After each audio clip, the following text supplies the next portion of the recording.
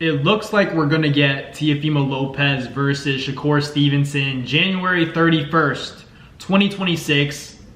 The Mecca of boxing, Madison Square Garden, New York City for Shakur and Teofimo Lopez. Oh, I can't wait. And I know you guys are going to be like, is it going to be a good fight?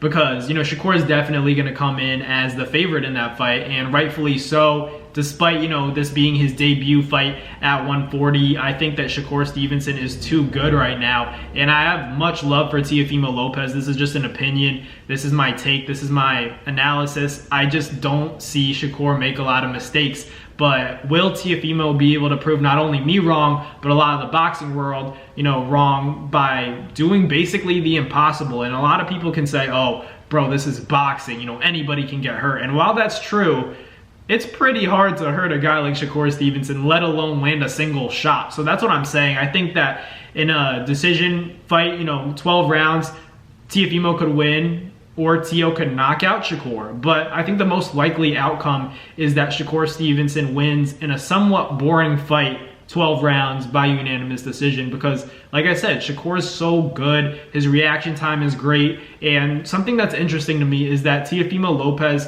recently called Shakur Stevenson slow. People asked, Teo, how are you going to beat him? And I have a lot of respect to Teo. He's one of the first fighters that I got to actually interview in person. So, much love to Teofimo Lopez and his father. But I will say, he talked about, Shakur being slow, saying that he was better in the amateurs. And I'm really curious to that point. I'm curious what he sees and how is Shakur slow? Is it something in his reaction time? Because I always thought that Shakur had the best reaction time, that he was fast twitch, his reactivity, was really quick, and he always knew what was coming at him before, his opponents even knew what they were going to throw. So I don't know what he meant by that. Maybe he means just like punching in general. Maybe his combinations are slow, but Shakur's reaction time is pretty great, if you ask me. But, Teofimo Lopez says otherwise.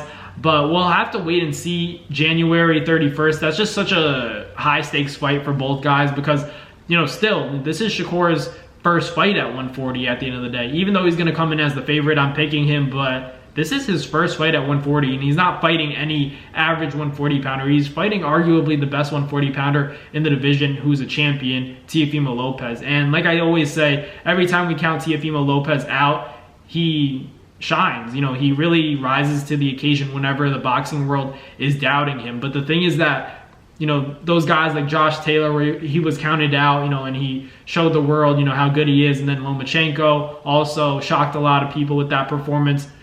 All that's great, and I agree, he rises to the occasion. But the thing is, not only is Shakur Stevenson a southpaw, he's a back foot boxer. And, he's a good counterpuncher as well, and he's very conservative, doesn't make a lot of mistakes like I already said. So I just think it's a tough, I'm not going to say it's a nightmare matchup, but of course Shakur's a nightmare matchup for anybody, but it's just a style that is going to be difficult for, Teofimo Lopez to beat 12 rounds. I think he's really going to have to hurt Shakur Stevenson, potentially stop him. I can't imagine Shakur losing a decision. I think you really got to step on him and, put a beating on him, beat him up, and hurt him bad, to really beat him because, he's that good. He's that good where you're going to have to knock him out. He's one of those Floyd Mayweather kinds of fighters where, it might not be exciting. He is kind of like Money May right now where he's saying, forget the fans, I'm here to win the fight. I only have to win 7 rounds. That's something that Floyd always said. And I think Shakur has that mentality because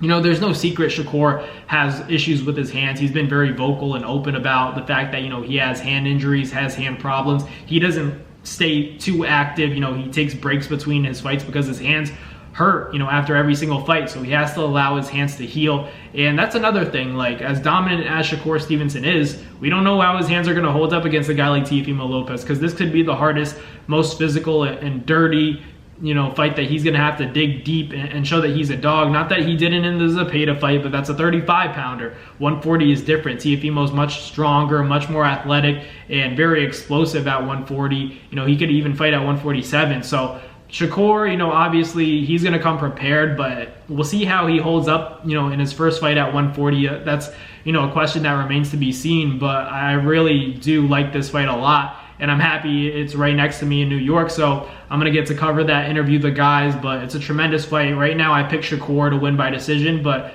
not a terribly, uncompetitive fight at all. I think Teofimo definitely has a chance. So we'll see what happens. Let me know who you guys got in the comments down below. But thank you guys for watching. Like, comment, subscribe. Catch you guys on the next one. Peace.